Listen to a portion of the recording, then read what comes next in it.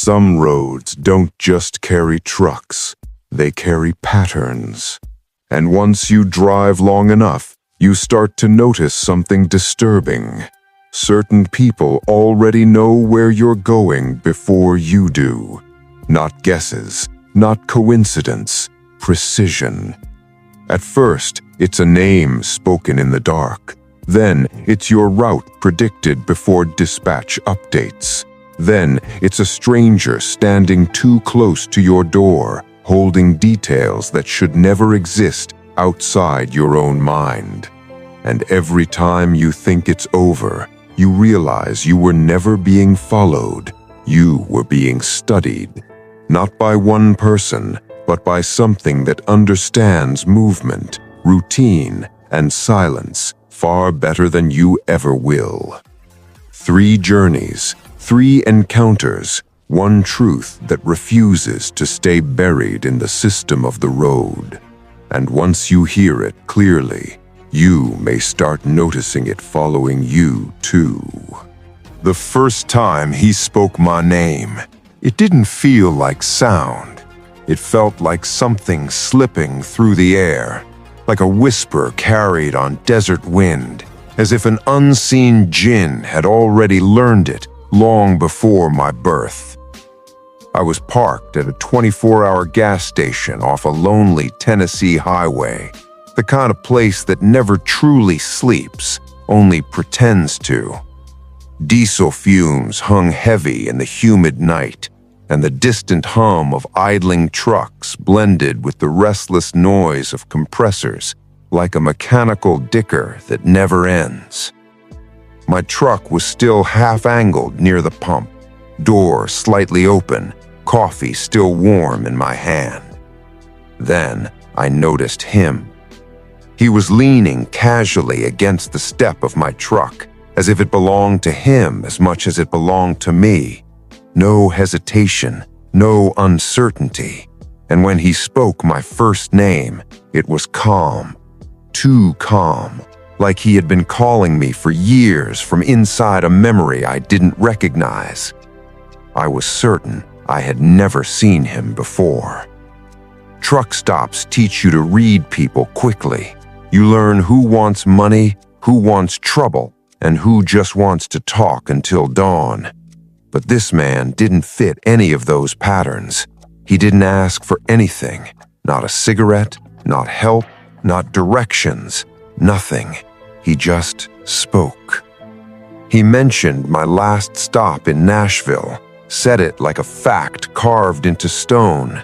Then, without pause, he added that I would likely be on I-40 before dawn. That should have been impossible. At first, I told myself it was coincidence, maybe a lucky guess, maybe road talk disguised as intuition. But something about his voice felt wrong. Not loud, not threatening, just aware, like he was reading something written behind my eyes. The gas station sat at a typical highway exit, surrounded by endless asphalt and darkness. One of those places where time feels suspended, as if the night itself is guarded by unseen watchers. Jinn el-Layl, the spirits of the road, as old travelers would call them. Inside, nothing unusual. Outside, nothing unusual. Yet, I remember a dark sedan slowly moving through the yard earlier, slipping between diesel pumps like a shadow that refused to belong anywhere. Then it vanished. When I parked, the dashboard clock read just after 2 a.m. That was the moment the silence felt heavier than the engine noise. And then I saw it again.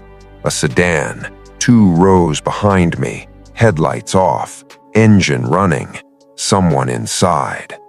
It didn't feel like a car waiting anymore. It felt like something observing. Still, I went inside, bought coffee, watched the lot through the glass like every driver does when they don't want to admit they're uneasy. The sedan never moved. When I returned, I noticed something else. My phone had a notification, an attempted login to an old account I barely remembered. The timing felt wrong, almost synchronized with the night itself. I placed the phone face down. Then I heard the footsteps, slow, controlled, not random. They stopped right beside my door. No knock, no call, just presence. And when I finally looked down, he was standing there, too close, too confident, like he already knew the exact angle of my fear. And that was when the night truly began to look back at me. He didn't move when I looked down at him. Most people flinch when they realize they've been caught standing too close. He didn't. He just tilted his head slightly, like a scholar studying something written in dust, as if my reaction was part of a script he had already read. The gas station lights flickered above us, buzzing faintly like tired spirits trapped in iron lanterns. For a second, I had the strange thought that the entire place wasn't built for fuel, but for watching. He spoke again, still calm. He said my truck was easy to identify because of a small company sticker on the windshield. The way he said it wasn't casual, it was precise, measured, like he was describing a mark used in an old tracking ritual, something like the athar, the trace left behind in forbidden knowledge. Then he mentioned my next stop, Knoxville delivery, 2 hours remaining. That detail wasn't on my truck, not visible, not printed anywhere outside my dispatch system. My grip tightened on the coffee cup. Truckers don't scare easily, but there's a difference between danger and violation, between someone following you on the road and someone already inside your route before you even chose it.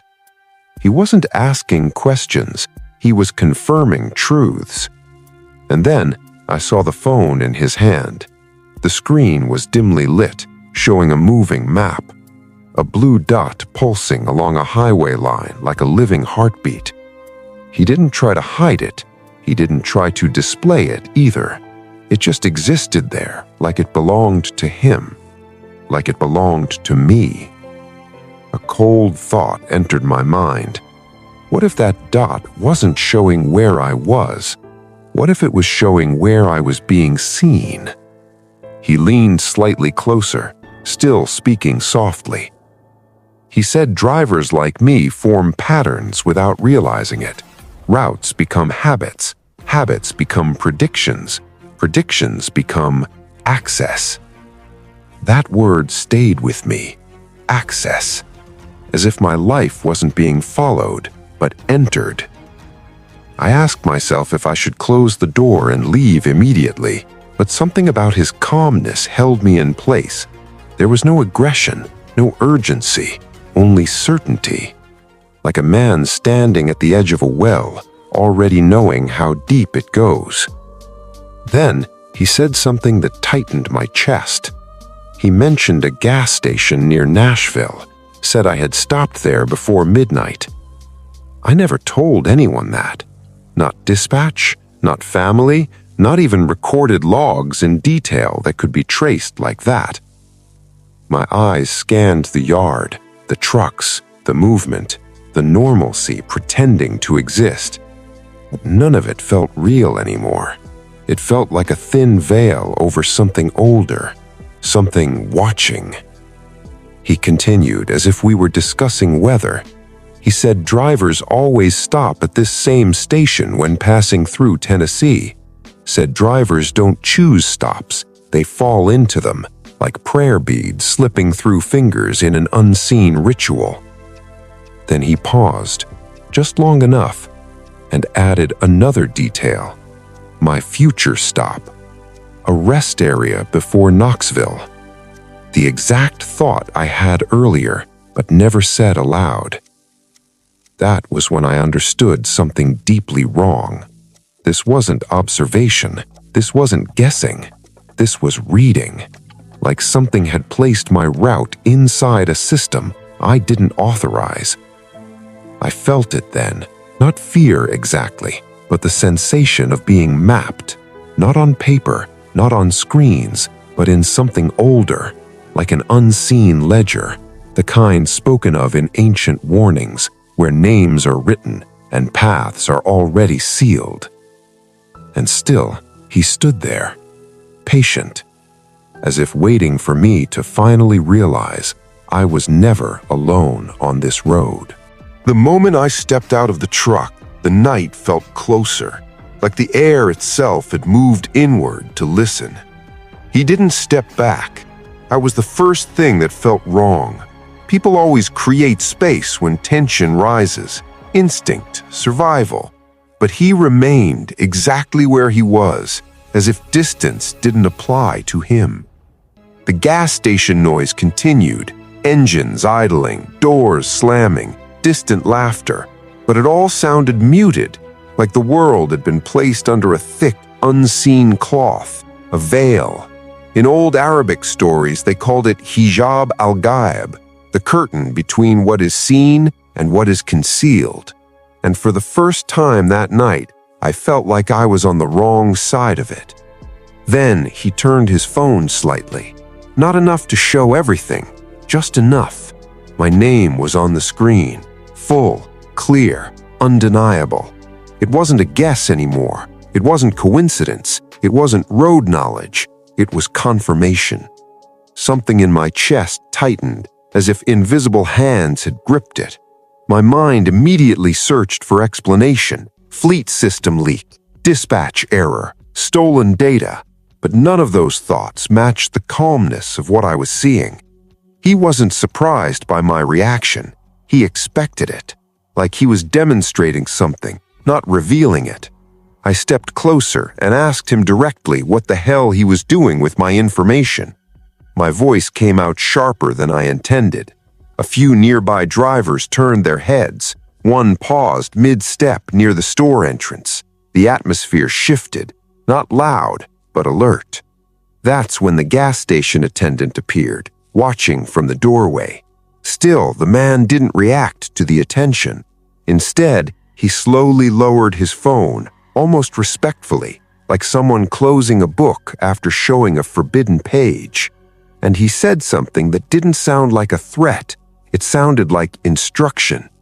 He said, "Information on the road is never truly private if you know where to look," as if it were describing a system older than technology itself.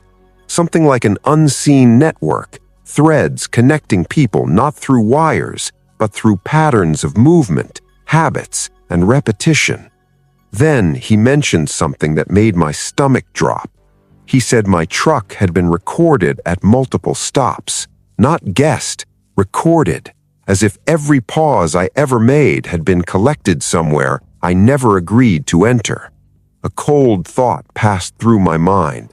Someone is not following me physically. They are following the shape of my movement, like a jinn tracing footprints in sand that never disappears. I asked him again if he was following me.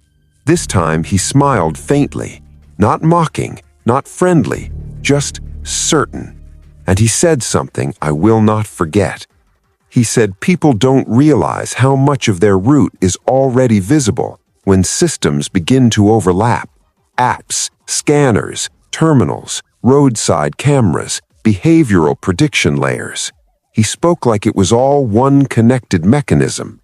But the way he said it, it didn't feel like technology. It felt like prophecy being explained in technical language. Then he turned the phone slightly again, for half a second, and I saw something else.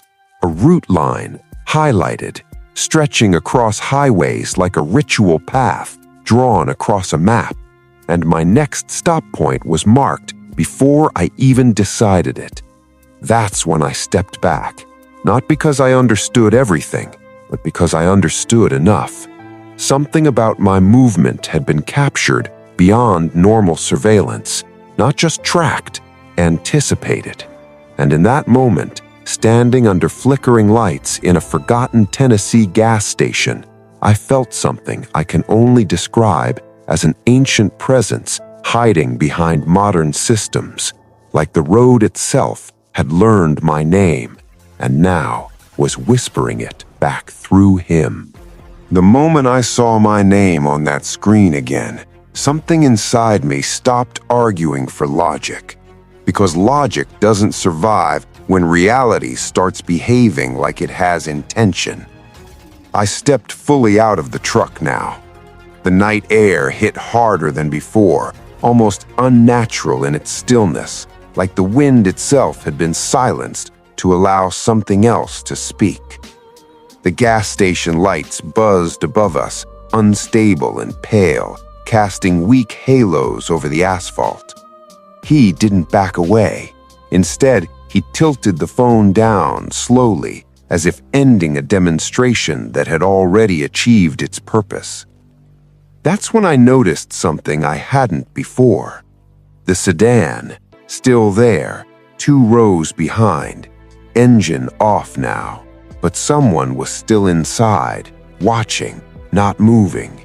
It felt less like coincidence and more like positioning, like I wasn't standing in a parking lot anymore, but inside a carefully arranged perimeter. He spoke again, softer this time. He said he wasn't trying to threaten me. He said people misunderstand exposure. That word again, exposure. As if my life wasn't being followed, but gradually uncovered, layer by layer, like something buried under desert sand being revealed by wind. In old desert traditions, they spoke of Jinn el-Rakib, the watcher that does not chase, but observes until certainty replaces doubt. That's what his presence felt like, not pursuit, observation. He said something else then, almost casually, that certain routes become predictable after repetition, that drivers believe they are free because they choose when to stop, but the pattern is already formed long before the decision is made. And then he said the most disturbing part. He said I had already been seen at that gas station weeks ago, at the same hour, same habits, same pauses, not as memory, as record. I felt something shift in my perception, like the road behind me was longer than I remembered, as if time itself had stretched and folded in places I didn't notice. The gas station attendant was still watching from the doorway now. The nearby drivers had slowed their movements, but nobody fully intervened. It was as if everyone sensed something abnormal, but couldn't define it clearly enough to break it. Then, the man finally did something different. He put the phone away, slowly, deliberately, and said the final thing with complete calm. He said I would leave here soon, and I would follow the same route I always follow. Not because I was forced, but because that is what my pattern dictates. That sentence hit differently, not like a threat, like a conclusion already reached. For a brief second, I looked back toward my truck, the cab door slightly open, coffee still inside, normal life still pretending to exist. But between me and it stood something that felt older than explanation. I realized then that whatever this man was, he wasn't simply tracking me. He was showing me that I had already been tracked long before I noticed him. And the most terrifying part wasn't his knowledge, it was how effortlessly he proved it, without force, without urgency, just certainty, like reading a path already written in something I could not erase. The wind finally moved again, but it didn't feel like wind anymore. It felt like something exhaling, and I knew this wasn't just a strange encounter at a gas station. It was the moment I realized the road itself might already know where I am going next. What you're about to hear could steal your sleep. So tell me, where are you sitting? How scared are you? Comment below. And if you're new, subscribe now or you'll miss the next terror. The first sign that something was wrong wasn't noise or impact. It was silence inside motion. I was driving through a long, empty stretch of Missouri highway before dawn. The kind of road where darkness doesn't feel like absence of light, but like something that has settled over the asphalt and refused to move for hours. My trailer was carrying industrial equipment, packed tightly in heavy, sealed boxes. Standard cargo, routine job. Everything had been inspected at the terminal. Documents signed, seal verified, nothing out of place. At least, that's what I believed when I left. The road ahead was straight, calm, almost hypnotic. Only a few trucks appeared in the distance, their lights fading in and out like wandering spirits across a vast, empty plain. In that stillness, every sound inside the cab felt sharper than it should have. Then I noticed it. A delay. Not mechanical failure, not tire issue, not engine strain. Something subtler. When I adjusted the steering wheel slightly on a gentle curve, the trailer responded half a second late, as if the weight behind me was thinking before it followed. Truck drivers learn to feel their cargo like an extension of their own body. You don't need instruments for that. You feel it through vibration, through resistance, through balance. And that night, the balance felt wrong. I checked the mirrors. Everything looked normal. Straight alignment, no visible sway, no warning lights, no mechanical alerts. But the sensation didn't leave. It stayed with me like a presence sitting just behind the metal walls of the trailer. Quiet, patient, unseen. That's when I first considered pulling over. Not because I was sure something was wrong, but because I could no longer trust what normal felt like. And in long-distance driving, that is usually the first warning that something has already changed without permission. I didn't stop immediately. Truckers rarely do. You try to rationalize first, even when your instincts are quietly screaming underneath the noise of the engine.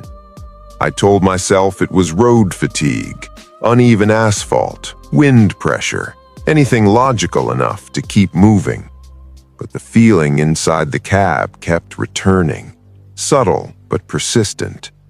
That half-second delay wasn't disappearing, it was becoming familiar. And that's what made it worse. Familiarity in something wrong is more dangerous than surprise. A few miles later, I noticed something else. When I slightly corrected the steering on a straight stretch, the trailer didn't just respond late, it responded unevenly, as if the weight distribution had shifted inside, without external cause. My eyes immediately went to the mirrors. Nothing.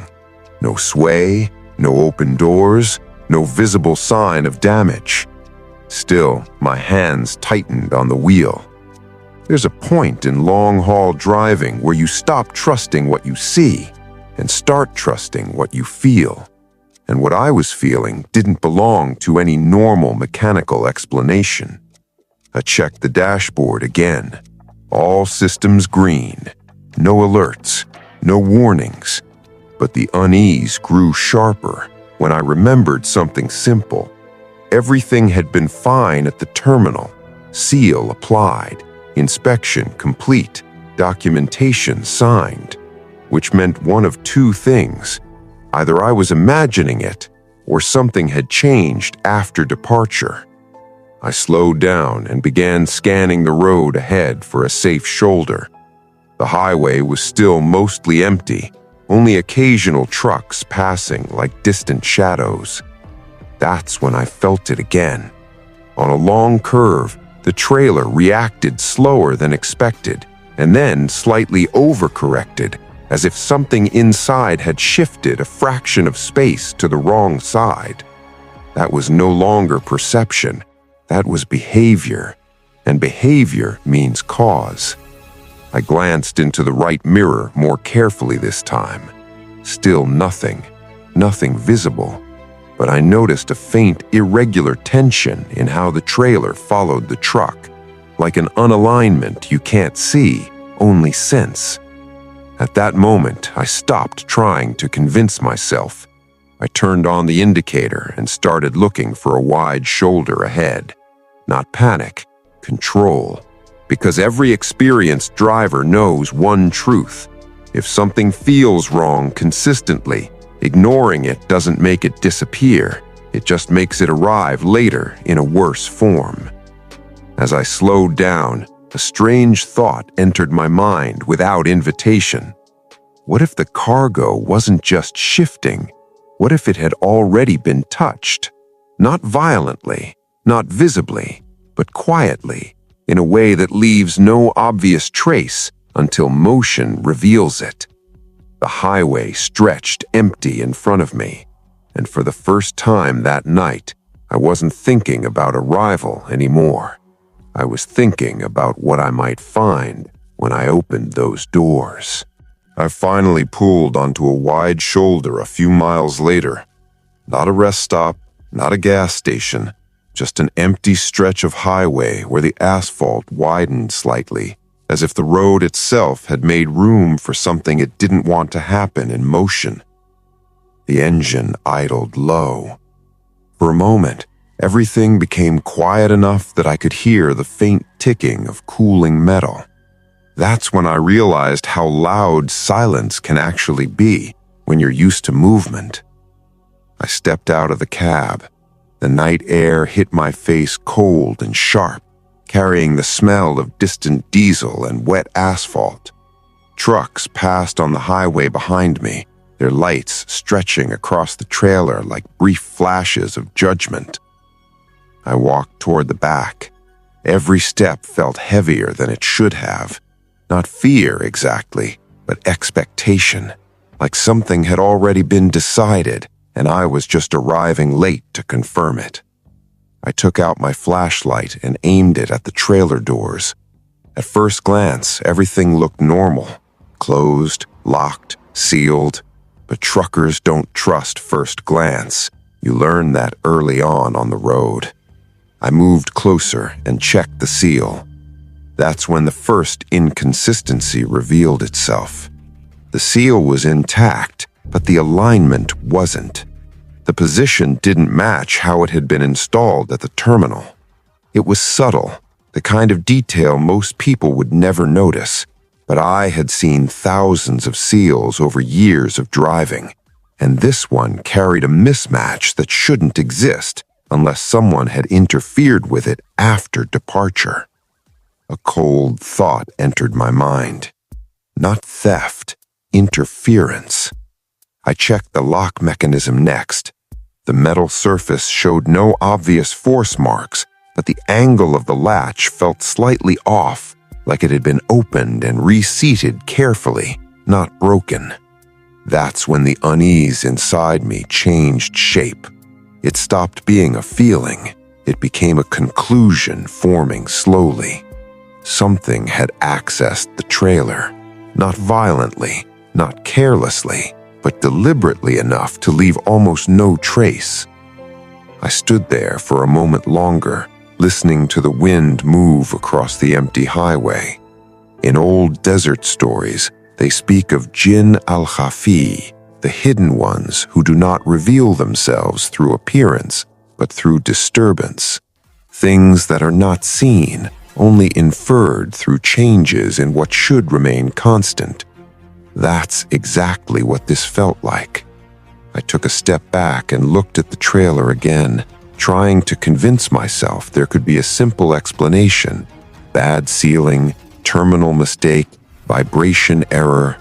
But none of those explanations explained the shift I felt while driving, because that wasn't mechanical. That was internal. Something inside had changed its position. I made a decision then. I would not continue blindly to the destination. I needed proper lighting, proper space, and full inspection conditions. I closed the flashlight for a moment, and stood still beside the trailer, listening to the highway pass behind me like a distant river of metal. And for the first time that night, I felt certain that whatever was inside that trailer was no longer exactly the same as what I had loaded at the terminal. I drove the remaining distance to a brightly lit gas station instead of continuing on the shoulder. I needed visibility, cameras, people, anything that would make the situation feel grounded again. But grounding doesn't always return just because you change location. The gas station was larger than the earlier one. Multiple diesel lanes, scattered trucks, a 24-hour store glowing under harsh white lights. Everything looked normal on the surface, almost reassuring. That's what made it worse. Normal places feel unsettling when you carry something abnormal inside your trailer. I parked far from the pumps, away from the main activity, turned off the engine, sat for a moment just listening to the cooling silence settle again. Then I stepped out. The air was different here, less heavy, more artificial. Fluorescent lights replacing darkness, but not removing it completely. Darkness always finds edges, even in well-lit places. I walked to the rear doors again. Flashlight on, hands steady but alert. I checked the seal one more time, and this time the truth became unavoidable. The seal number did not match the shipping document. Not partially wrong, not faded, completely inconsistent. That meant one thing. The trailer had been opened somewhere along the route. Not at the terminal, not under official supervision, somewhere in between. I opened the door slowly. The sound of metal releasing into the night felt louder than it should have. Inside, the cargo was still there, but not in the way it should have been. Boxes were shifted, not scattered, not destroyed, but repositioned, deliberately, like someone had moved them while searching for something specific, then attempted to restore order without completing the task. 2 tie-down straps were missing from their original positions. One box was slightly crushed at the edge, as if pressure had been applied during movement rather than transport. I stepped inside the trailer carefully, flashlight sweeping across the interior walls. There were no signs of forced entry, no damage obvious enough to alert authorities immediately. But truckers know a simple truth. Cargo does not rearrange itself. Something had been inside this space, and whatever it was, it had done its work quietly enough to avoid obvious detection, but not carefully enough to remain completely invisible. I stood there inside the trailer for a long moment, listening to the distant hum of the gas station outside. People walked past, engines started, life continued normally. But inside this metal box, something about the journey had already been rewritten. I stepped back out and closed the doors slowly, not because the problem was solved, but because I understood something more important. The issue wasn't what had been taken. It was that someone knew exactly how long they had to do it without me noticing. And that kind of timing doesn't come from chance. It comes from observation, or something far more unsettling. Planning. I locked the trailer and stood still under the bright gas station lights, realizing the journey ahead was no longer just about delivery. It was about understanding when and where my cargo stopped being mine. What you're about to hear could steal your sleep. So tell me, where are you sitting? How scared are you? Comment below. And if you're new, subscribe now or you'll miss the next terror. The knock on the cab door came exactly twice. Not hurried, not hesitant, just controlled, like someone following a rule only they could see. I was inside a private industrial yard in New Jersey, aligned near a loading dock, preparing for a routine delivery. Pallets of packaged components, standard freight, nothing unusual in the paperwork, nothing flagged in the system. At least, nothing I had been told about. The yard was active but orderly. Forklifts moving between warehouse doors, trucks waiting in lines painted on the asphalt, workers communicating through clipped gestures and radios. Everything looked like a normal logistics operation running on schedule. Then, he appeared, walking across the yard with a reflective vest and a lanyard hanging around his neck. He moved with the confidence of authority. That's what made it believable at first. Authority doesn't always look official, it just behaves like it belongs there.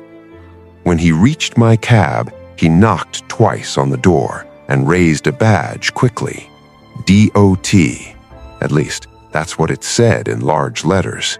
But something about it didn't feel complete. The edges of his identification were too generic, too clean, like it had been assembled from expectation rather than issued from a real office. Still, I lowered the window slightly. He didn't greet me. He didn't introduce himself properly. He simply said he needed to verify my documents and conduct a quick inspection before I docked. No explanation, no inspection number, no supervisor reference, just instruction. And while he spoke, his eyes kept drifting toward the rear of the trailer. Not at me, at the cargo. That detail settled in my mind slowly. Real inspectors don't look like they're searching for something specific before they've even confirmed paperwork. I reached for my folder on the dashboard, but I noticed something else in his hand, a clipboard. But not the kind used in formal inspections. There were no structured forms, no printed checklist, just a single loose sheet with faint writing that looked more like notes than official documentation. As I handed him the cargo manifest through the window, he barely looked at it. He skimmed it for less than a second.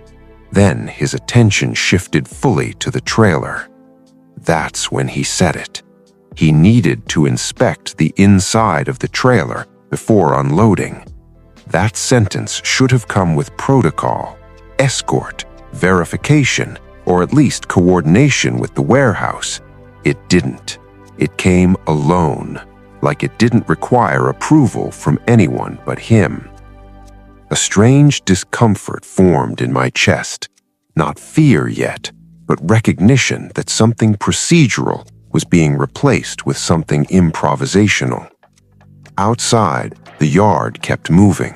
Forklifts continued, workers continued, but in my immediate space, everything felt slightly separated, like a thin layer of reality had been peeled back just enough for something else to stand closer than it should. In old desert warnings, they spoke of shayatin al-tashabu, beings that imitate authority to gain entry where they do not belong. That thought crossed my mind without permission. He took 2 steps toward the trailer, and I noticed he didn't wait for confirmation. He expected compliance. That's when the first moment I realized this wasn't an inspection beginning. It was something already in progress. I didn't open the trailer right away. Something about his timing felt off, like the inspection had already been decided before I even arrived at the dock. He stood behind the trailer now, looking directly at the seal as if he had memorized it beforehand, not checking it, not verifying it, just observing it with the patience of someone confirming a detail already known. The yard around us continued operating normally. Forklifts passed between loading bays, 2 drivers were talking near a warehouse door, a security camera above the gate rotated slowly. But none of it felt like it was fully present in this moment. It felt distant, like background noise behind something more immediate. The man tapped his clipboard once. Still no proper form, no inspection number, no radio call, no coordination with warehouse staff. That was the second inconsistency. Real DOT procedures don't exist in isolation. They are always connected, logged, witnessed, recorded. This felt unanchored. He asked again for the trailer to be opened. Same tone, same confidence, slightly more insistence this time, as if the delay itself was unusual. I stepped out of the cab. The air in the yard felt different at ground level, heavier, more controlled, like attention itself had condensed around the trailer. When I reached the back, I noticed something small. A warehouse employee was walking in our direction from across the yard, slowly, observing, not reacting yet, just watching. And that's when the man with the badge shifted slightly. Not fear, adjustment, a subtle recalibration in posture, like someone realizing their environment had gained another variable. He glanced at the approaching worker, then back at me. For the first time, there was a delay in his confidence, a fraction of hesitation, almost invisible, but real enough to notice. He repeated his request again, but the tone had changed slightly. Less authority, more urgency. That's when I spoke. I told him any inspection needed warehouse confirmation or official vehicle presence. The effect was immediate, not dramatic, just collapse. His confidence didn't break loudly. It simply disappeared, like a structure losing internal support and quietly settling into itself. He looked down at his clipboard, for the first time not as an accessory, but as something he was no longer sure about. The warehouse employee got closer now, close enough to see both of us clearly. And in that moment, the man with the badge shifted slightly. Not running, not explaining, just retreating from a situation that no longer matched his control. He didn't argue, didn't insist, didn't clarify. He simply looked once more at the trailer seal, as if confirming that the opportunity he came for had already closed.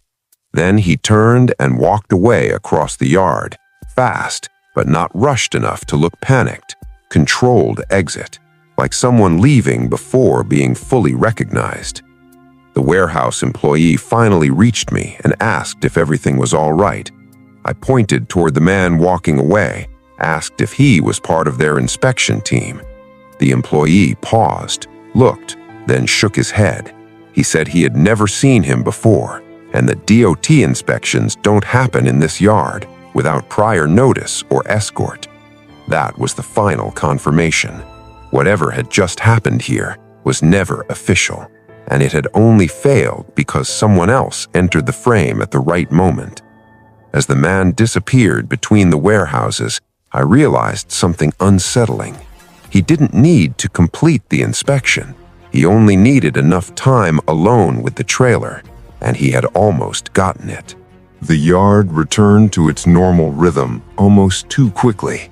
Forklifts moved again, radios crackled, workers resumed their routes between dock doors as if nothing had interrupted the flow of operations.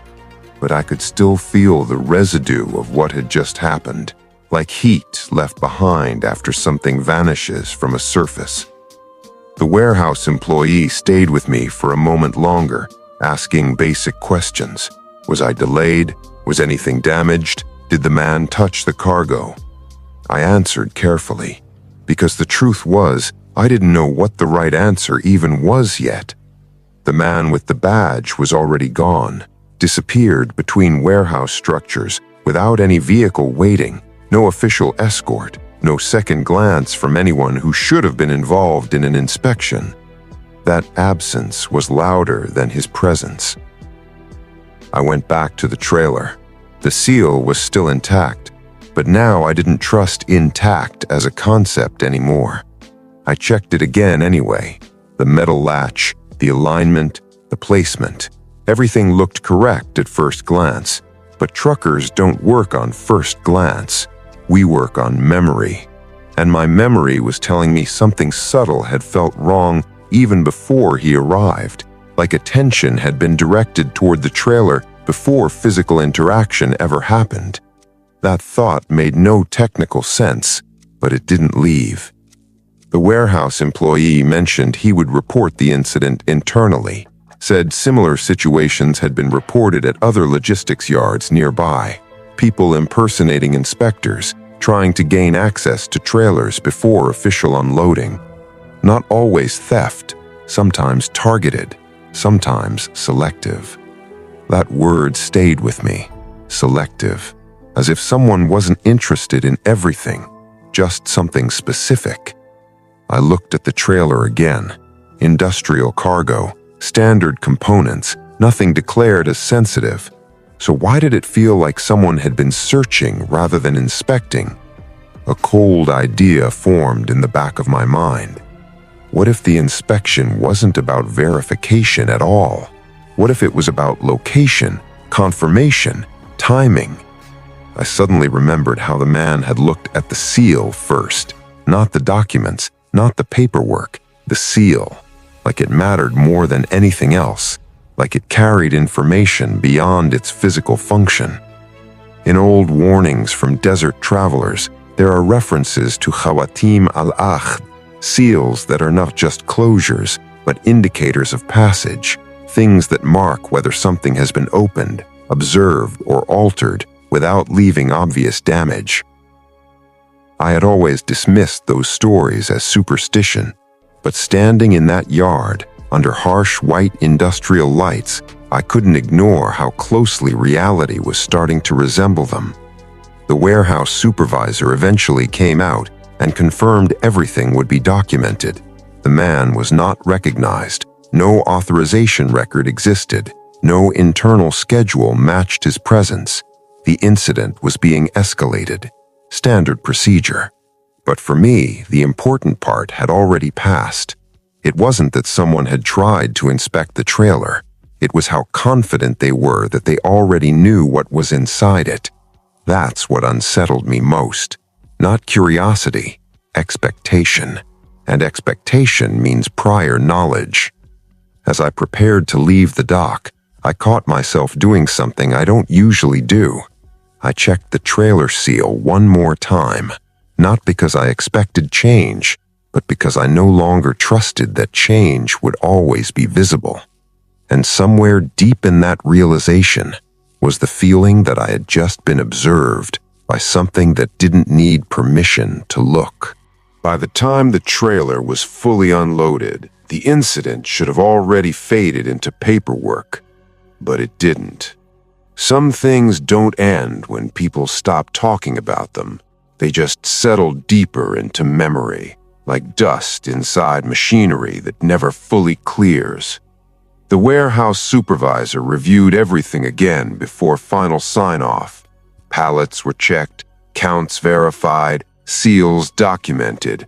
On the surface, nothing critical was missing, but the uncomfortable truth was already forming in the background. Someone had tried to access the trailer before official control and failed only because timing intervened. As I stood near the dock watching the last of the cargo being cleared, I kept thinking about the man with the badge. Not who he was, but how he moved, how quickly he adjusted when another person approached, how immediately his confidence collapsed when procedure was questioned. That wasn't normal deception behavior. That was adaptation, like someone operating based on real-time feedback rather than fixed identity.